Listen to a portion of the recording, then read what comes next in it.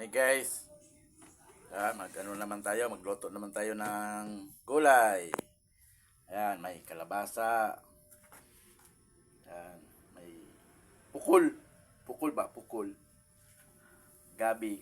Tapos, ayan, may saluyot.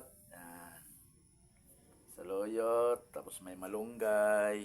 Ayan, yan lang sa amin. Tapos may pritong isda. Ayan, yan. Tatlo.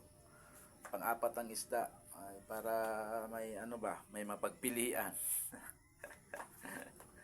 Ayan guys, oh. Ay konti lang ang saluyot guys kasi dalawa lang naman kami at saka ano, konti-konti lang para isang kainan lang maubos kaagad. Dalawa lang kami guys. Ito lang ano namin, ulam namin to, tanghalian. Wala na sa hapunan kasi pagdating sa hapon, merienda na lang, dala ng hapunan. Hindi na kami nakain ng kanin sa gabi. Yan.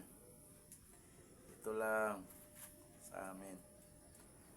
Gulay-gulay din tayo para sustansya.